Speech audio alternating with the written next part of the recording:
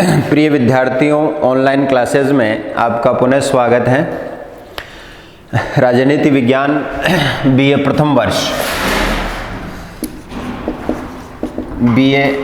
वर्ष राजनीति विज्ञान। आज नए बिंदु को स्टार्ट कर रहे हैं अपन।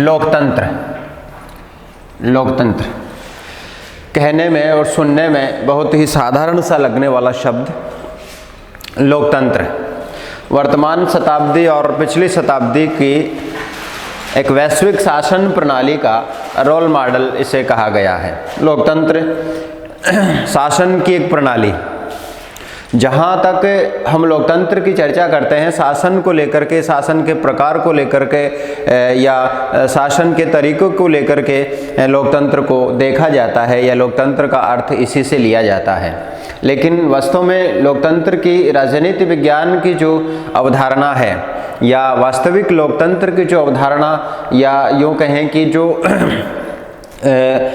पॉलिटिकल साइंस में इसका जो फंडामेंटल कंसेप्ट है वह वास्तव में इस अर्थ से भिन्न है जैसा कि सरल और साधारण अर्थ हम लोकतंत्र का लगाते हैं या शासन की प्रणाली या शासन की पद्धति से लगाते हैं। सामान्य और सरल अर्थों में जनता की शासन प्रणाली जो है उसी को हम लोकतंत्र के रूप में परिभाषित करते हैं, उसी को हम लोकतंत्र समझते हैं। लेकिन राजनीति विज्ञान की मौलिक अवधारणा जो लोकतंत्र के बारे में है वो बहुत ही गहरी विचारधारा है और सामान्यतः उसका सतही अर्थ जो है हम साधारण रूप से या बोलचाल की भाषा में लोकतंत्र का लगाते हैं। लोकतंत्र को समझने का प्रयास करते हैं, इसके पुरातन जो शब्दावली है उससे लेकर के लोकतंत्र जो अंग्रेजी का शब्द है डेमोक्रेसी, जो डेमोक्रेसी है, डेमोक्रेसी शब्द का जो अर्थ है वो इससे जोड़ के देखा जाता है और डेमोक्रेसी का जो हिंदी रूपांतरण है या हिंदी अनुवाद है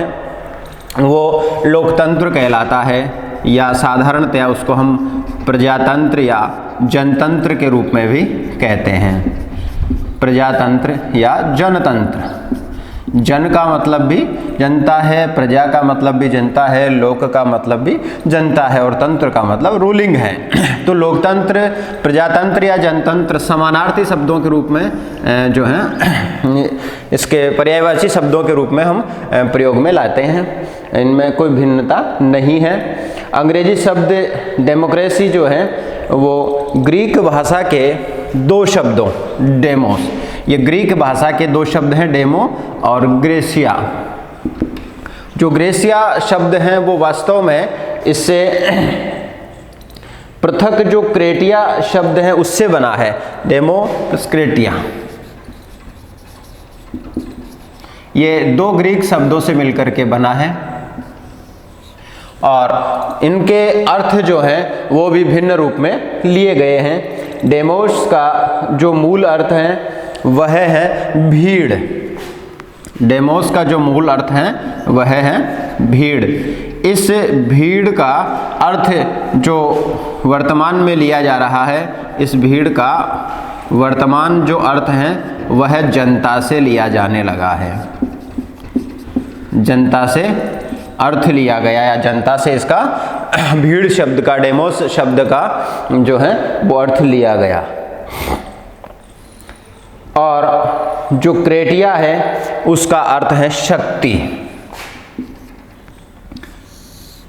जो क्रेटिया शब्द है उसका अर्थ है शक्ति।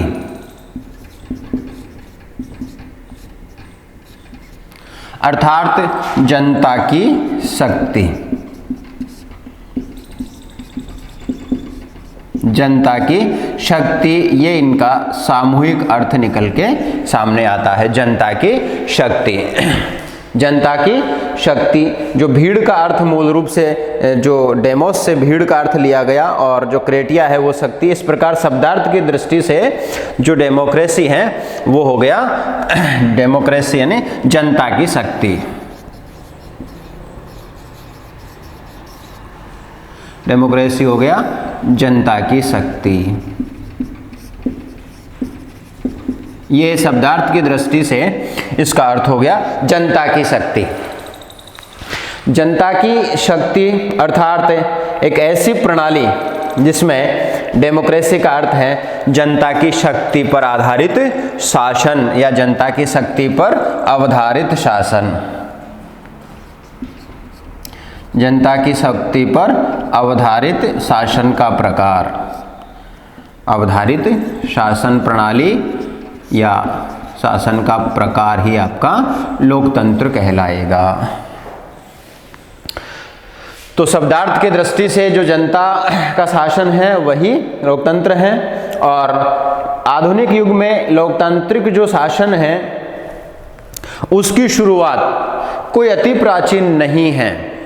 यहाँ फिर हम आपको थोड़ा सा हिस्टोरिकल बैकग्राउंड में लिए चलते हैं। जहाँ तक राजनीति विज्ञान का संबंध है, प्रारंभिक कक्षाओं में हमने ये कहा था कि राजनीति विज्ञान वर्तमान में जो हम पढ़ रहे हैं या जो पढ़ा रहे हैं वो पूरा का पूरा दो अवधारणाएं थी, पश्चिमी राजनीतिक विषय की अवधारणा और दूसरी भारतीय राजनीतिक विषय की अवधारणा। तो जो दो प्रणालियों के रूप में, दो शाखाओं के रूप में राजनीति शास्त्र का विकास हुआ, या यूँ कहें कि राजनीति का भारतीय जो प्रारूप है वो अलग प्रकार से, और पश्चिमी प्रारूप जो वर्तमान में हम हमारे सिलेबस के हिसाब से चर्चा करते हैं वो बेसिकली पश्चिम का राजनीतिक शास्त्र की हम चर्चा करते हैं। इसका इतिहास कोई विशेष पुराना नहीं है, करीब 2500 साल से लगा करके 2700-2800 साल पुराना इतिहास है, इससे प्राचीन नहीं है। तो इसके अनुसार राजनीति विज्ञान जो पश्चिम की अवधारणा राजनीति शास्त्र की है उसके अनुसार लोकतंत्र करीब 16वीं शताब्दी के राजनीतिक चिंतन की देन मानी जाती है। अब वहीं दूसरी तरफ अगर दूसरी धारा की हम बात करते हैं या राजनीति शास्त्र के भारतीय चिंतन की, भारतीय पक्ष की हम बात करते हैं, तो बहुत पुराना जो है शासन की अवधारणा लोकतंत्र हमारे यहाँ भारत में रही है, और केवल 16वीं शताब्दी जितना नया विचार लोकतंत्र का भारत के राजनीति शास्त्र में, राजनीतिक चिंतन में नहीं है। अगर हम इतिहास में पढ़ेंगे राजनीतिक रूप से तो देखेंगे कि 4वीं शताब्दी के आसपास भी भारत में गणराज्यों का दौर रहा है, 5वीं शताब्दी के आसपास भी भारत में गणराज्यों का दौर रहा है, और हमारे यहाँ पर निश्चित रूप से निर्वाचित राजतंत्रों की जो है परंपरा भी कहीं कहीं इतिहास में दिखाई देती है, या निर्वाचित राजतंत्रों की जो परंपरा है या जनता की पसंद के जो शासक राजतंत्र से होकर के आते थे उनकी परंपरा भी दिखाई देती है। तो इस दृष्टिकोण से भारतीय राजनीतिक चिंतन के पक्ष में तो राजनीति शास्त्र कोई नई लोकतंत्र कोई नई राजनीतिक अवधारणा नहीं है, लेकिन हम किन्हीं कारण विशेष से हमारा मुख्य मुद्दा या मुख्य जो फ्लैश है वो पूरा का पूरा पश्चिमी राजनीतिक चिंतन प्रणाली पर ही जोर देता है, और उसी के अकॉर्डिंग जो है करीब 16वीं शताब्दी की अवधारणा आपका लोकतंत्र यहाँ पर माने जाती है। और ये यूरोपियन समाज की एक बुद्धिवादी आंदोलन जो यूरोप में चला, पुनर्जागरण और धर्म सुधार का आंदोलन जो 16वीं शताब्दी में यूरोप में चलता है, उसकी पृष्ठभूमि में लोकतांत्रिक शासन का उदय होता है, लोकतांत्रिक शासन दिखाई देता है। और इस शासन के लिए 3 महत्वपूर्ण क्रांतियां जो हैं वो अवश्य जिम्मेदार मानी जाती है। पहली जो क्रांति थी इंग्लैंड की गौरवपूर्ण क्रांति,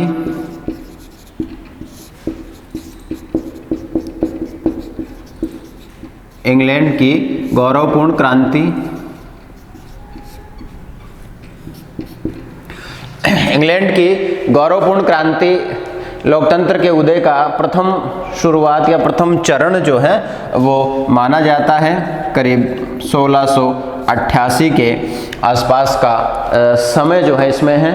और दूसरी जो इसी ने जो लोकतंत्र की आधुनिक शासन प्रणाली की नींव रखी, दूसरी जो क्रांति थी अमेरिका की स्वतंत्रता क्रांति,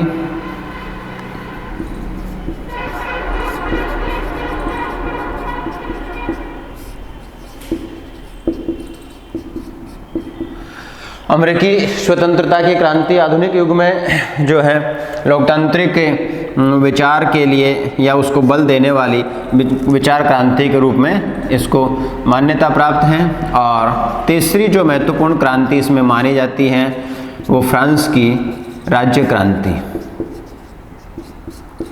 फ्रांस की जो राज्य क्रांति है उसने सही मायने में लोकतंत्र को आधुनिक दुनिया में प्रतिष्ठापित किया। तो ये तीन महत्वपूर्ण क्रांतियां, इनके नाम अपने को याद रखने हैं। इंग्लैंड की गौरवपूर्ण क्रांति, अमेरिकी स्वतंत्रता की क्रांति और फ्रांस की राज्य क्रांति। इन तीनों क्रांतियों ने सही मायने में आधुनिक विश्व में लोकतंत्र को प्रतिष्ठापित किया, या यूं कहें कि लोकतांत्रिक शासन प्रणाली की शुरुआत की। लोकतांत्रिक क्रांति जो है मूलतः उदारवादी लोकतंत्र की शुरुआत से संबंधित है। उदारवादी लोकतंत्र आधुनिक युग में सर्वाधिक प्रचलित और लोकप्रिय हैं और एक अवधारणा के रूप में आधुनिक उदारवादी लोकतंत्र का एक विशिष्ट अर्थ है जिसे निम्नलिखित रूपों में प्रकट किया जा सकेगा, या निम्न शब्दों में, निम्न वाक्यों में हम इसे प्रकट करने का प्रयास करेंगे। इसमें जो विशिष्ट निहितार्थ हैं वो उदारवादी लोकतंत्र को लेकर के हैं, जिसमें अर्थ के रूप में लोकतंत्र निर्णय लेने की एक प्रक्रिया है। लोकतंत्र निर्णय लेने की प्रक्रिया,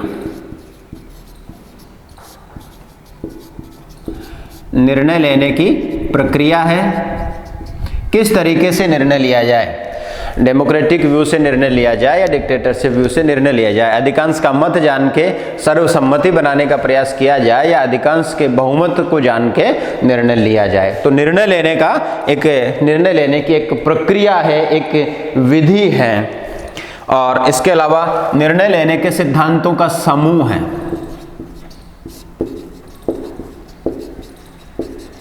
निर्णय लेने के सिद्धांतों का समूह, निर्णय लेने के सिद्धांतों का समूह है। आदर्शात्मक मूल्यों से संबंधित अवधारणा है।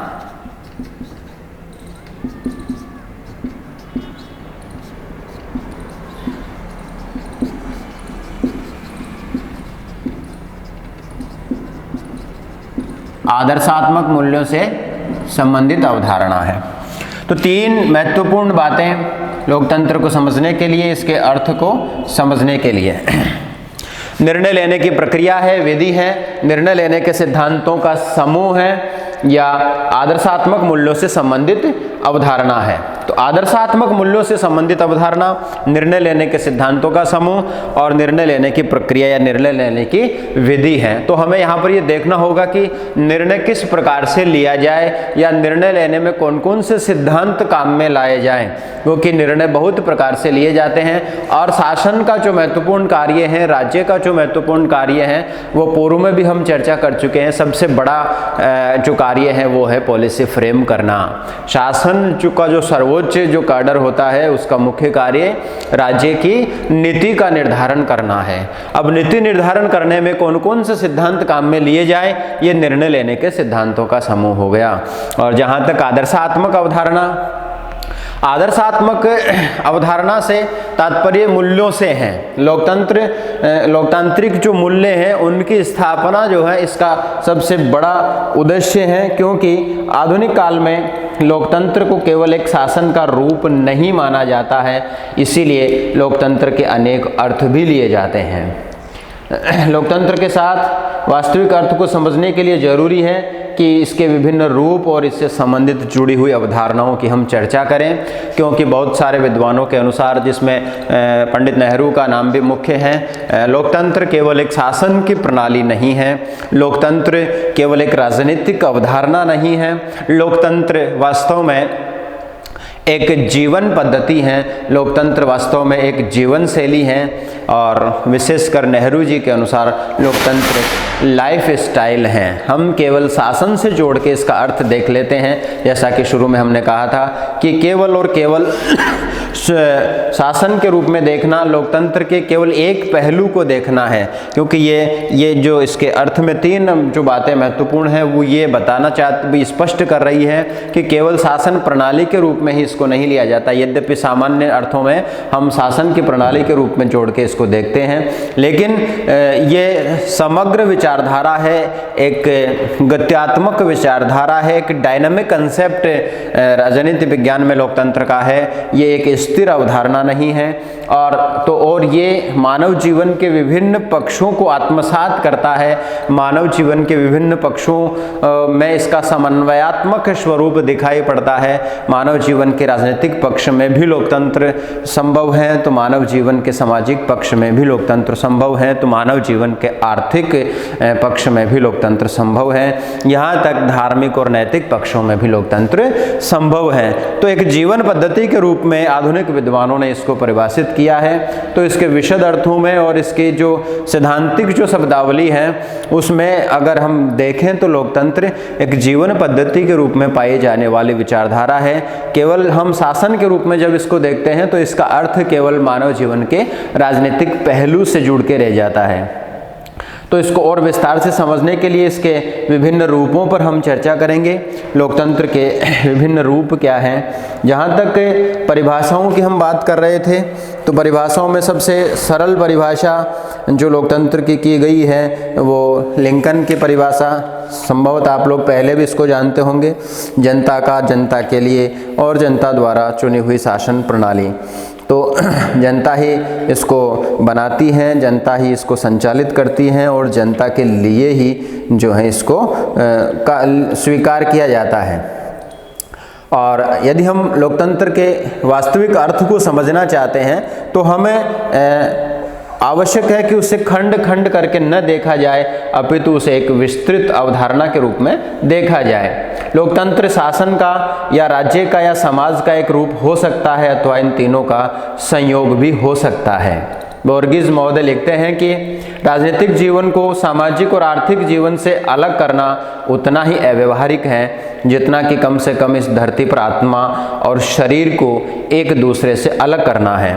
अर्थात लोकतंत्र एक शरीर युक्त आत्मा है। जब हम इसके चारों पक्षों पर, पहलुओं पर चर्चा करते हैं तो संयुक्त रूप से इनको देखते हैं तो लोकतंत्र का संपूर्ण अर्थ और संपूर्ण अवधारणा अधिकतम रूप से स्पष्ट हमारे सामने होती है। तो इसके प्रकारों पर चर्चा नेक्स्ट वीडियो में हम करेंगे।